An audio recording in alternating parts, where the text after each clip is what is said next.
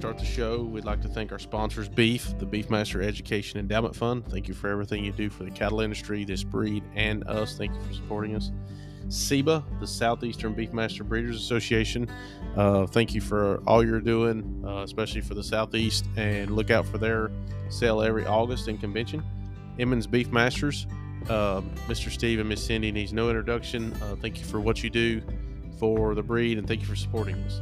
C&M Ranches out of Kershaw, South Carolina, the Chick family. Thank you for what you all do for us. It means a lot. Lissy's Beefmasters down in Texas.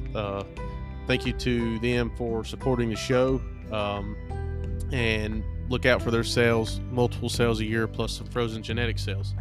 Cottage Farms Beefmasters, thank you for supporting us, and thank you for what you do for the breed as well.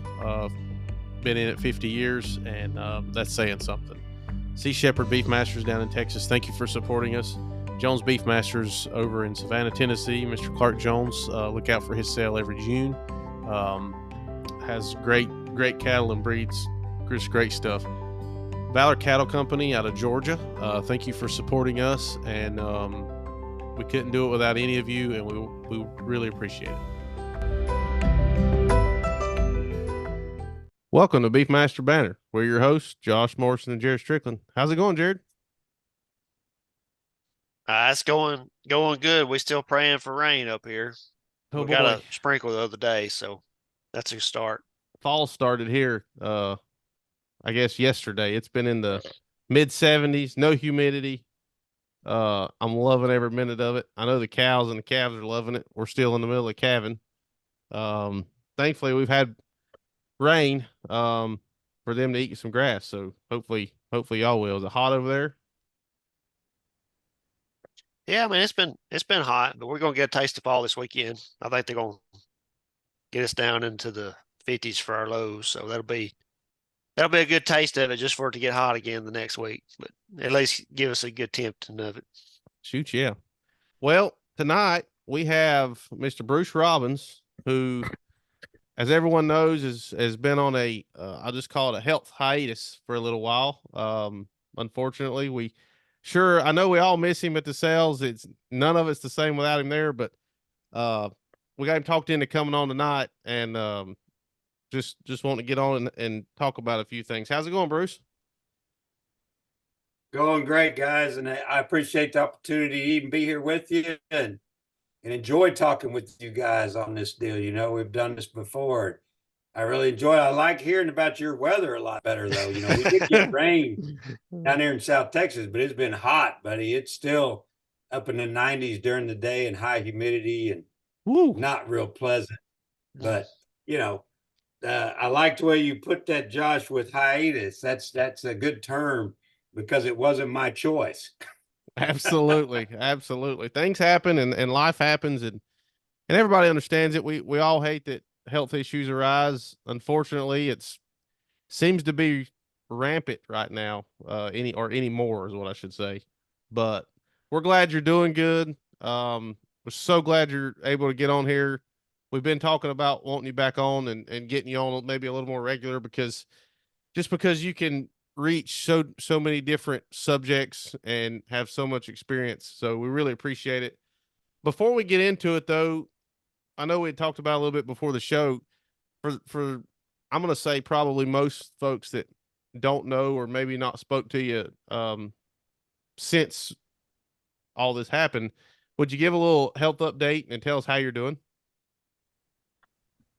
Absolutely, bud. No problem. I'll give you the short spin. Basically, it'll be 2 years ago in November, I was rolling along like normal, had a little pain in my back, and come up with prostate stage 4 cancer. All that means is the cancer's out of the prostate and in your body. Well, mine settled on the bone, and the bone being the iliac bone, which is top of your hip, middle of your back.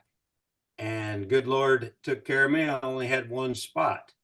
And so you go on testosterone inhibitors and you get radiation. And in August, they declared me cancer free. Everything was wonderful. I was a miracle patient.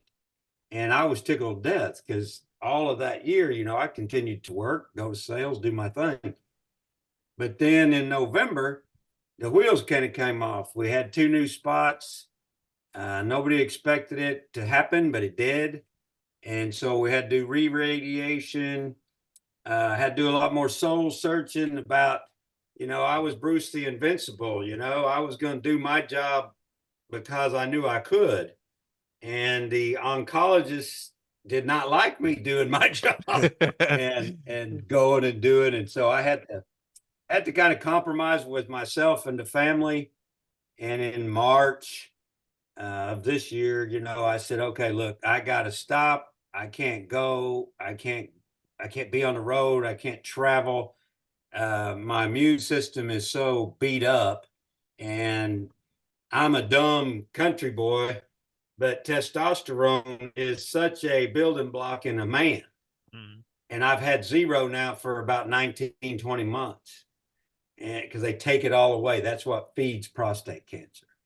So between that and the immune system, you know, they don't want me in airports. They don't want me in planes. They don't want me in hotels. They don't even want me.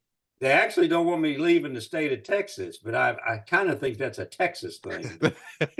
Anyway, that's what they told me. And I appreciate y'all asking, and I got no qualms about ever letting anybody know. I'm not a secretive person. Anybody that has known me the last 40 years knows that. But I'm fighting the fight. We trying new creative techniques, I'll put it, to try to whip this darn stuff. It's just hard to kill.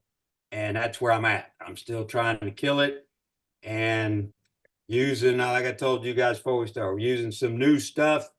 Makes me radioactive.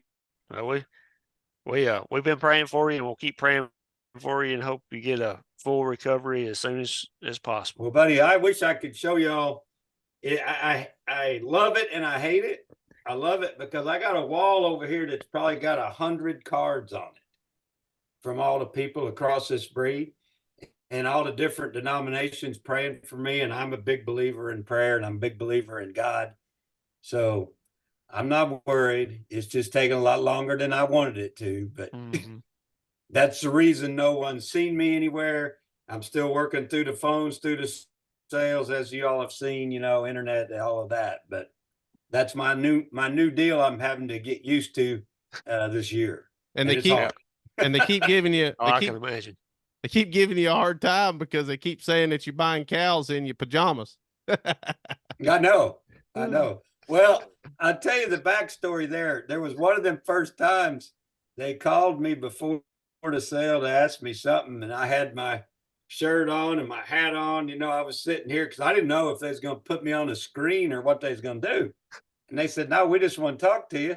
And he FaceTimed me, and I stood up and I had on some shorts. I got you. Yeah, so that's why they was giving me all that static. That's almost like them folks they called when the COVID thing started, wearing their suit and tie with shorts on. You know? Absolutely. Well, I'm guilty, bud. I'm totally guilty. Hey, might as well. Might as well. Why not? Yeah. Well, I was sitting here looking at a dadgum computer in my little office here at my house. I said, "What the devil?" You know.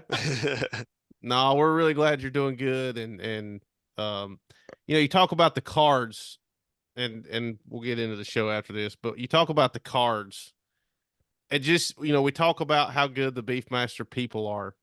You know, we talk about how good the cattle are, but a lot of times we don't talk as much about the people. And there are really good people in this breed. And to me, amazing. It's a big family. 100% in agreement. And, you know, it's been that way. That's what I fell in love with the people actually before the cattle. Because when I got into this thing, I was 23, leaving a sale barn, going to work for, you know, Fred Thompson's selling cattle. And I was just the guy in the back, you know, learning the trade, so to speak. Sales, and they were just amazing people. And of course, then the longer I was in it, the more I loved the cattle and the people. So I agree with y'all 100%. Absolutely. Yeah, they make the breed what it is. Yes, sir. Well, tonight we thought it would be cool for you to come on and talk about building your brand, what to do. You know, we talk about how to kind of get started, and we have talked about it a lot when you're buying cattle. But I think what we have not talked about in the 3 years we've done this is, or 3.5 years, is before you ever buy the first panel, what should you think about? What should we be thinking about? What should we be doing? And I think sometimes it gets lost in the shuffle because we all just kind of fumbled our way through buying equipment, figuring out what our direction is and things like that. So I felt like, especially having you on, you've done this long enough that hopefully we can give some insight to those that maybe are thinking about starting into the Beefmaster breed or even starting into cows in general.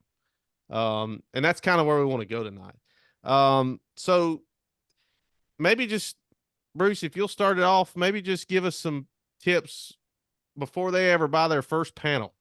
What's some things that they should be thinking about? Well, I think it's a really great topic that you guys have worked up on this tonight. It's something that the majority of the people do not do, because the majority of the people are either running commercial cattle and they end up buying a Beefmaster bull and they like what they see and then they start, or they just go to a sale with some friends and they see those cattle and like the people and they love the cow. I said, well, buy a cow, and take them home. They don't have a plan. Absolutely, 1,000%. You got to get a plan, but you got to sit down and first, I think you got to be really realistic with yourself in that, okay, what are the assets I have that are available? How much land do I have? Do I have working facilities to handle these cattle? Do I have panels? What do I or don't I have?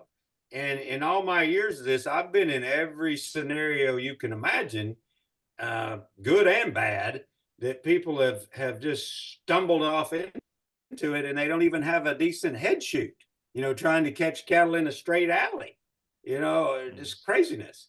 And they're purebred cattle, not commercial cattle. But I think you got to decide realistically, what can I do financially with it? How much money can I invest in this program? How much land do I have? And what do I want to do? Right? And if you sit down and think about those things first, you're still going to make mistakes. I don't care who you are, but you'll make fewer. And if you'll start like that, making yourself do that, making yourself look at your land that you have available, for instance, are you going to lease it or are you going to own it? Are the cattle going to come to you, or do I got to go get the cattle and bring them to me? Because if you've got bare land, you can take your dadgum hand, put your pins here, put your fences like this, make the cows come to you. If you don't have bare land, if you got land with fences and cross fences, that's not your option. So, I think you have to stop, because everybody gets in a hurry. Let's go get these things. Let's go get them out there and get them eating my grass. I'm ready to be in this business. I want to go sell some of them high-priced heifers I saw sell yesterday, and that's all great. You got to love the enthusiasm, but you got to get realistic up front. And you guys know me well enough to know I'm going to wear the word out all night. You got to have a plan, and then you work the plan.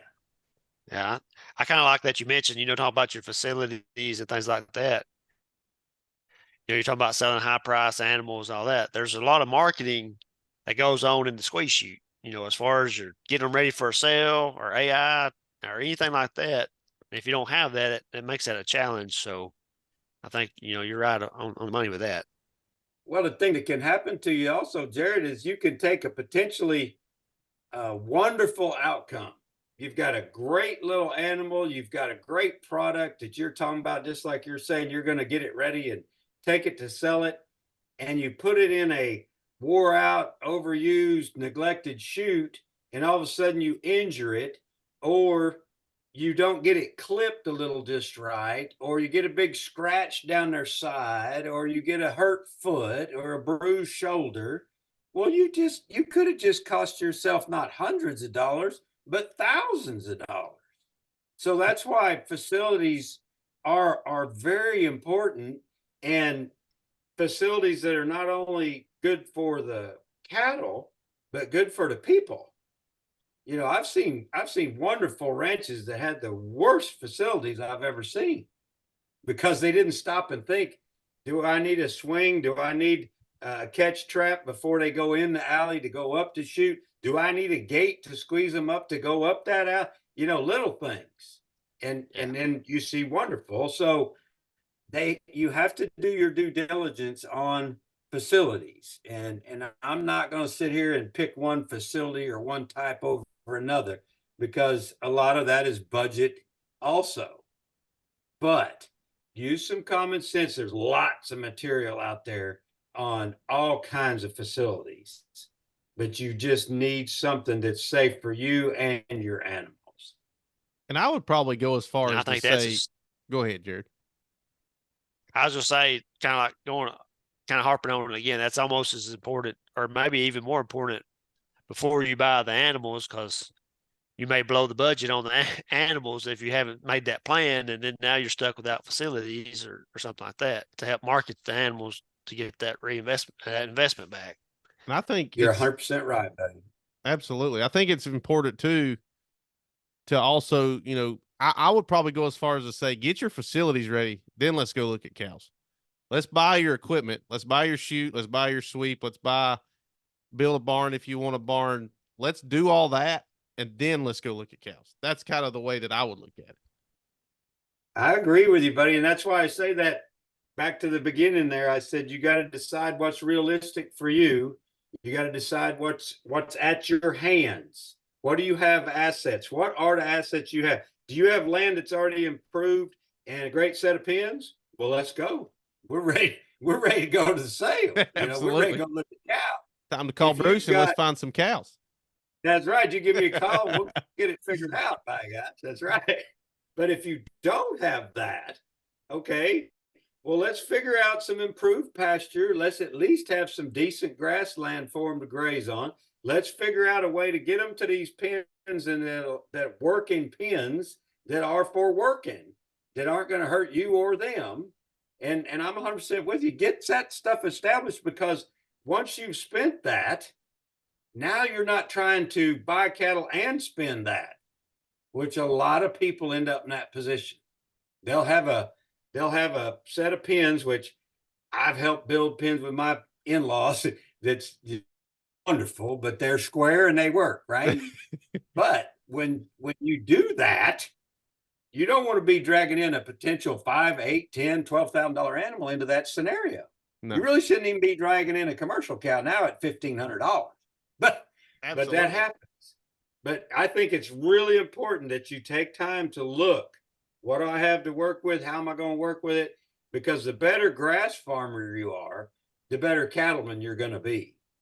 Because your biggest expense, other than buying a cattle, maybe, is taking care of. So good grass makes good cows. Exactly right. Yeah, absolutely. I won't go on the extension agent spill on the grass, but go ahead. Yeah, that's perfect. But yeah, I mean, your stocking rate, like you said, how much land you got. I mean, if you want them to show or sell quality, you got to have them looking right. So you can run up a lot of expenses by having to feed hay, half the year or even year round if you've got too many piled in there. So. But I also think there's this stigma amongst people that feel like if I only can run 5 or 10 head of cows, I can't make any money. I can't do anything in the register business. And I think that's very, very far from the truth. If all you can run is 5 or 10, so be it. Go buy the best ones you can buy, or buy you some recips and buy you one extremely good one, flush them to everything. And truthfully, you probably are going to make as much, if not more money than some people with 200 head. But I think it's important to note, if all the land you have is 5 or 10, so be it, still do it. But I think there's a stigma there for some reason, as far as, I guess you call it the small guy, the small breeder.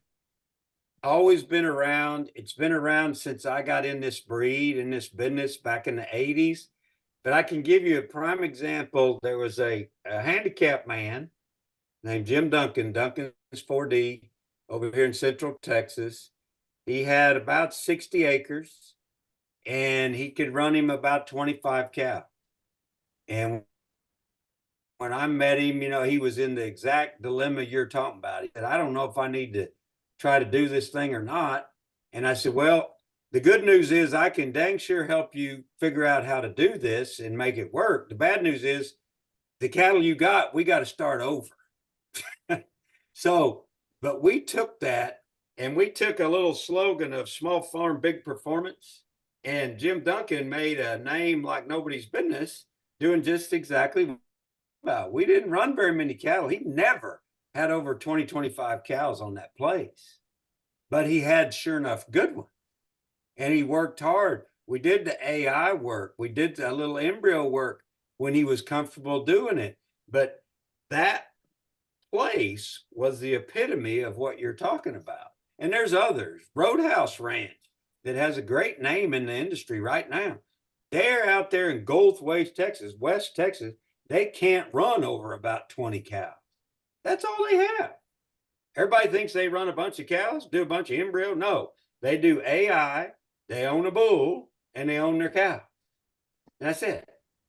But there is a tremendous stigma that, oh, I'm just a little guy, I can't compete. I can give you tons of examples of people that could compete with the best in the business. They cannot have production sales. They cannot have annual events, but they can compete with quality. They can compete with their cattle. It takes that focus and that drive and that want to do that.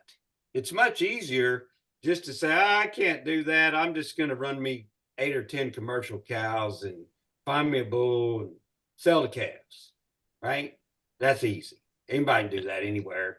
And okay, well, if that's what you want to do, fine. I think that's goes back to the beginning. Decide what you want to do.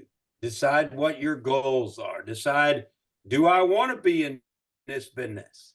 And I think it's a wonderful business. The purebred beefmaster business is a wonderful business, and it can be extremely profitable. Take your time, talk to people, meet folks, and look. Don't just dive into deep water. It's like when you learn to swim, you didn't walk down to the deep end of the pool and jump in. You know, you started here at the wading end. That's right. Let me see what this is like. That's right. Well, I guess kind of looking at building your brand. So let's say you decided that you want to do the purebred business and you want to do it right. Kind of what are some things? Because that's one thing I hear a lot about. It's like, well, they'll go to, let's say, just a Clark Jones sale or Collier sale or cottage sale or something like that, and they see what those cattle bring, but yet, you know, the years and behind the building that brand to get that reputation, you know, is what helps those cattle do that, along with the quality that they have. So what are some things you can do to kind of start that process? Well, I think the biggest thing, a lot about that goes back again to being realistic with yourself and what your goals and budget is, right? Mm-hmm. Goals and budgets don't always go along with each other, right? You may have great goals, but your budget says, slow down, partner, you know? Tells me every day. Exactly. I mean, I'm in that same boat, buddy. But to me, building of a brand, as you say, is a lot about all the things we just talked about kind of meshing together so that you can have this place that you've got proficient feed sources that don't break you at the feed store. You know, you got grass, you got working facilities. But then when you get your cattle, you handle them correctly, you keep them healthy. I'm not saying they have to be butterball fat 12 months out of the year, but you got to keep them healthy. You do little things with vitamins. You do little things with salt. You do little things with minerals. You do little things with quality of hay, quality of feed source, so that your product that you have out there looks nice. And it doesn't have to be I'm going out on Saturday night every day, but you want it healthy where they can perform the best that you can get them to perform, right? Mm-hmm. And building a brand is taking all these little things and putting them together, right? Because the L2s, the Cottage Farms, the Clark Jones, the Collier Farms, the Charlie Duncans, the David Browns, all these herds that I've ever been involved with, known with today and in the past. The secret to that building of a brand was not just that they had a tremendous animal, a tremendous individual. It's that they did the little things. When they took a picture of an animal, it was a quality picture. They didn't take a picture of her standing downhill with the sun shining in the photographer's face and a broke down fence behind her, right? They took a picture where she looked like she was ready to go to the prom. She was set up in a nice level spot with her head up, with her legs set right. You do little things when you run an ad. You don't just throw something in there. You don't run the dumb ad if you don't have a good picture and a good tagline. Don't do it. That costs you way more than the cost of the ad. Absolutely. When you get ready to take an animal to a sale, present that animal or don't go. I have seen some of the biggest names in the business in our world make that mistake. They say, she's not quite ready, but I'll take her over there anyway. No, don't ever do that. If you decide you're going to put something in a sale, you get her ready. It's Sunday go to meeting day. You have her slicked up, looking nice, in good condition, with a haircut, and then we go. It's all these little things. And today it's even more than it was when I got started. When I got started, there wasn't as many. Advertising was a little more haphazard, all these good things, no social media, no internet, no podcast, no nothing. You just had to wing it, right? So you get away with all that. But now with all the videos and all of the podcasts and all the pictures and all the internet and all the things that this old man don't even know about that get used to show product, that's where you can capitalize by the little things. It's not the big things. Yeah, it is the big things at the end of the day, because that's what you're getting paid for and you want that product, right? But if you do all these little bitty things and getting them ready, taking the right pictures, taking the right video, having the right background, build your brand off of this quality. When they see your brand, they think, man, yeah, I remember seeing that pretty son of a gun. Jerry Thomas is a great example. Jerry had small herd, but he worked really hard to have quality, JT brand. And when he showed a picture, it was a good picture. We ran an ad, we ran a good ad. Man, this guy's been in it, 15 years, had 10 production sales. Absolutely. Yeah, I mean, there's you can do this and you don't have to own the bank to do it. But building a brand, as we started talking about, is all more to me about the little steps than the big steps. Big step being buying the cow or buying the bull, right? Little steps. When you have this product, take care of it. Raise it like it's your child.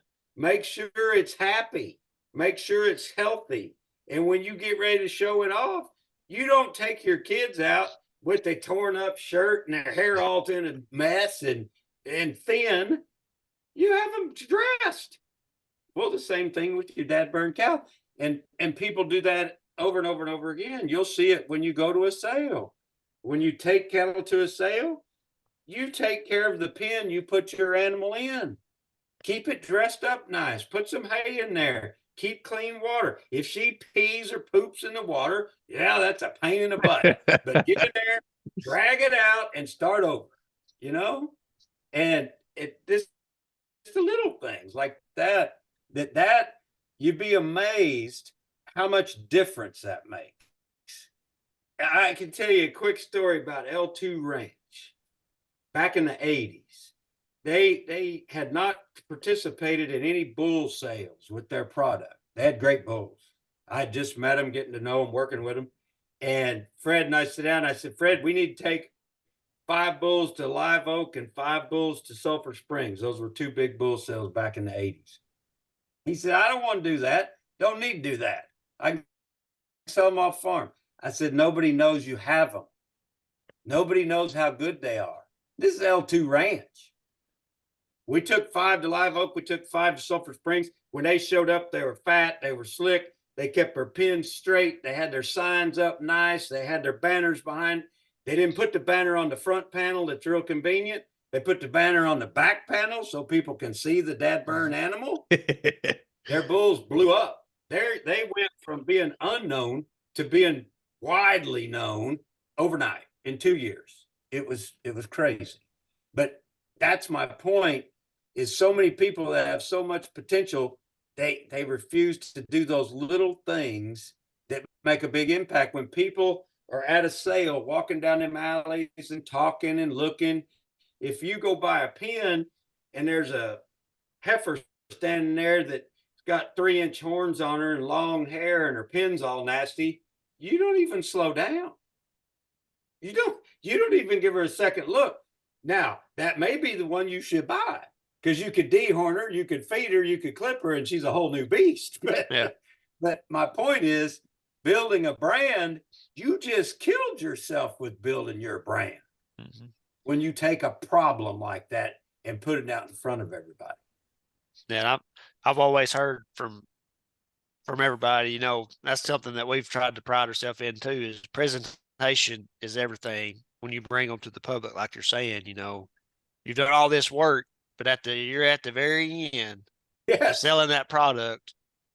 The extra time to clip them and do all these things like you've talked about is where you raise yourself to the next level, because you're going to get compared to everybody else at that sale. So no, I agree with you 100% on that. Well, it's just like your neighbor, buddy, Clark Jones. When Clark got started, nobody knew who Clark Jones was. They knew he was a car salesman. They didn't know nothing else. But when he got started, and he dang sure didn't start out buying $10,000 cows. Trust me, I wanted him to, but he wouldn't. Yeah. But he started taking his cattle to the sales. But when Clark Jones showed up at a sale with an animal, she was good. She was presented. She looked the part. People said, oh, gosh, where'd this one come from? He went to fraternities in Texas and Atlanta and everywhere, was winning. And it was because of quality, of course. But the key was all this presentation. And all this is all about what you're talking about, building your brand. And over time, people started noticing these CJ cattle, wow, they look pretty sharp. And consistently that way. Yes, sir.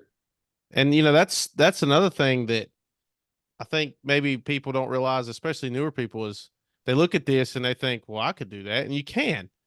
But I think it's just like you said, it's important to note everybody started somewhere, and it's taking these people, Clark, Clark, Emmons, Lissy, Collier. I mean, I could keep naming Jerry Thomas, but you look at how long they've done this, and all they've done is shown consistent product from here to there. And now there's just a demand for it everywhere. And that's why they're getting these just crazy amounts of money for these things. And it's great because they know they're going to get great cows out of them, great calves, but it's not an overnight process. And I think that's something important to hit, is it takes time. Just like you said a little bit ago, you've got to be patient. It takes time. I'm one of the most impatient people in the world. So the cattle business is probably not where I should be, but I'm here and I'm loving every minute of it anyways. But it's a patient, it's a long game. And you're right. It's just the little things. It's the little things that make big things. Little things will make the big things. And if you're not going to get into the purebred bit, in my opinion, let me say it that way. If you're not going to get into this purebred business with a long-term goal, right? Or a long-term, I'm going to be here. You probably don't need to, because all these ranches that we've been naming, Cottage Farms, Clark Jones, Colliers, L2s, Lissy's, all these, look around. How long have they been here? how long have they been doing this? Mhm. I mean, a lot of these are 50-year operations.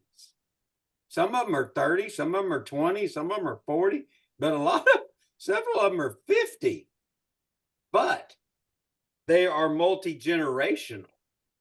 And that's what is so awesome and so tremendous to me is that you start now here, I'm building my brand.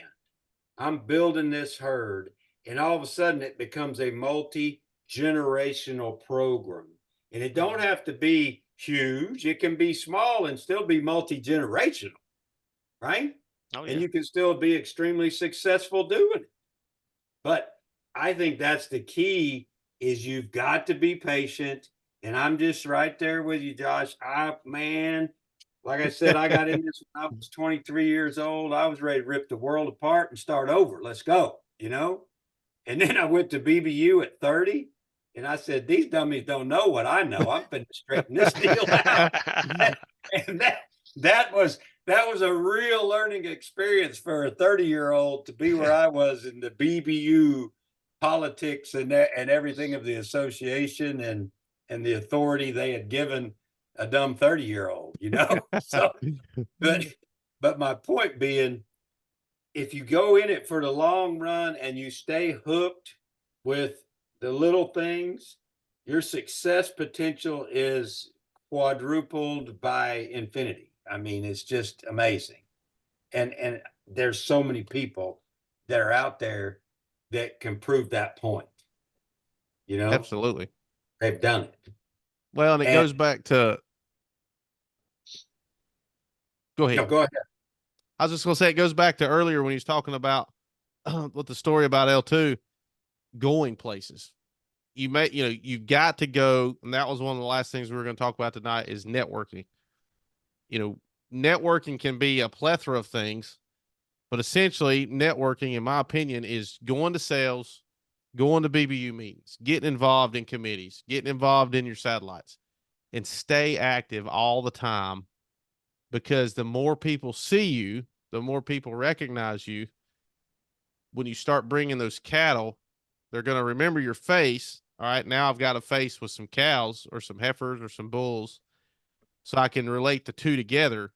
I think that just really helps. It's some of that little things again, but I think that's a huge thing too, that a lot of people may not, maybe they brand new and maybe they don't feel like they should be active yet, or maybe they don't feel like they can be on a committee yet. But I would say do it as early as you possibly can, because that's going to give a lot of people time to, you've got, and at these committee meetings, yes, there's a lot of meetings, but there's a lot of time to talk to people, to interact, to pull information from them and learn things from them there as well. Oh, exactly right, bud. And I think that the term, for an old man like me, networking, that does like, oh, good gosh, what does that mean? But you youngsters that's what everybody says. But what to me that is exactly what you're saying. You're getting involved. I don't care how big, how small, how far you get involved. There are groups. Our breed is amazing with the groups that are around, the satellites that are around, the breeders that are around, and the sales that are in your area that you can go to. Go to them. You don't have to go there and buy. You don't have to go there and do something. Just go.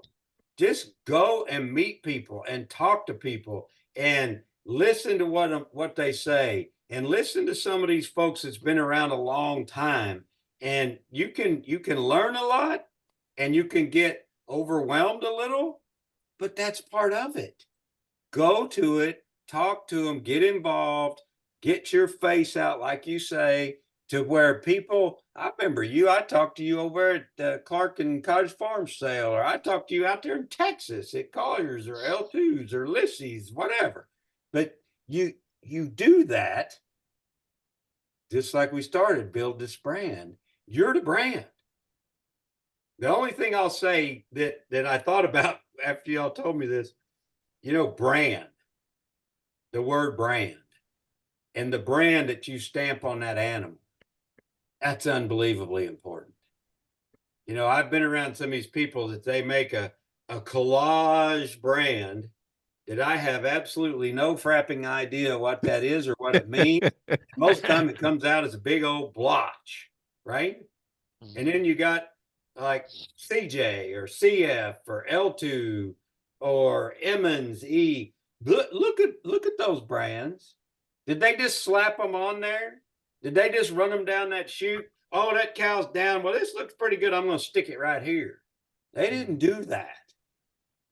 When you put that brand on that hide, that is the biggest networking that's ever going to happen to you ever, because that animal's going to typically live 10 to 15 years. If you sell her as a heifer with your brand on her, she's going to go around somewhere, maybe multiple places, maybe one place, but she's going to be wearing your name. Well, I want them to know what my name is. I don't want them to see a star for Bruce Robbins. How is that ever going to remember any dadgum thing? You want them to see a brand that they can relate to you. And number one thing is a pretty brand, not a sloppy brand, not one thumb tilted, not one upside down, not one crazy. You just don't do that ever. That's probably the number one mistake that the most breeders make, is branding their cattle, putting a hold in brand. You know, Fred Long was probably the most meticulous, but he was an engineer. Okay. But Fred Long would make him boys do measurements on where that L2 went in that rib, so that it was at the exact same place on every dadburn L2 cow ever walking. And it's still that way today. That's what little things do.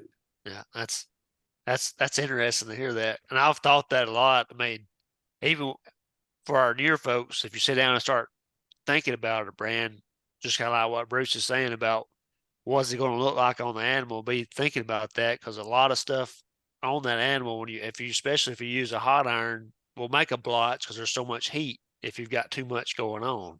Right. And it'll look bad. But I agree. Branding their animal is important and making it look good, because, like you said, it stays with them forever. And what would be the worst thing to happen when you have an animal walking around in somebody's pasture and everybody's like, "Wow, look at that animal," but there's not a brand on it to not know whose it is. Absolutely. I had a great customer and friend. A lot, you guys probably remember them, the Priolas, Priola Ranch down in Louisiana, and they had great cattle, wonderful cattle. And Nikki and Carmen had tremendous, what we've talked about tonight, open mind. They would go buy good cattle from whoever had them.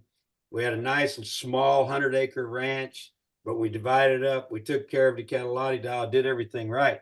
But Nikki was scared to death of that hot iron brand. And I had it. He would tattoo in the ear, you know, their IDs, but I could never get him to put it. I worked for 2 years before I got him and got him confident to put his NP brand on them, or P brand on them cattle. Bruce, you'll like this, because back, I don't know, a few years ago when we first started, we started in 19 and into the Beef Masters. And after I met Jared, we finally got to where we could sell something. I don't know, what was that? Maybe 3 years ago now. But I called Jared and I said, "Jared, I've never branded anything before." I said, "You know, the commercial cows we have, we never branded." He said, "Well," he said, "you want it to look like this, and you want it to be this, and you want to do that." He said, "It's real easy once you get the hang of it." I said, "That's the problem, though, getting the hang of it." So I think I ended up FaceTiming him, and I was like, he said, I said, "You're not busy, are you?" And I think he was, but he still took the time. I FaceTimed him, and we looked at it. He said, "No, you need to get right there, a little more right there." And he's right. Now that I've done it a couple times, it's you know, or multiple times, it's easy.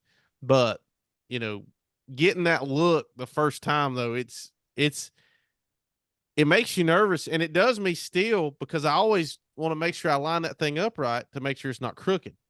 Exactly. And then they go jumping around, and then, you know, so every once in a while you probably will have a GM brand that's maybe a little bit crooked. You know, he jumped a little too much in the shoot. Exactly. It's part of it, but it's just like we've been talking about. It's one of those little things that a lot of times people don't even give it a second thought. And you really need to, and you got to decide, Am I using a hot iron and am I using electric iron? What am I, or am I using a freeze brand? I've used them all. It doesn't matter. It's whichever one you like the best. Every one of those has its own ease and fault. An electric iron wants to slide, it'll want to slide slicker than a whistle because the tubes are round. So they're not flat. A hot iron, you got to watch how hot it is and how long you hold it. You just want that little tan and get it off, or you're fixing to have a splotch. And a freeze brand is probably the most frustrating because you do all this work doing it and you turn them out and you don't know for a few weeks whether you got it done or not.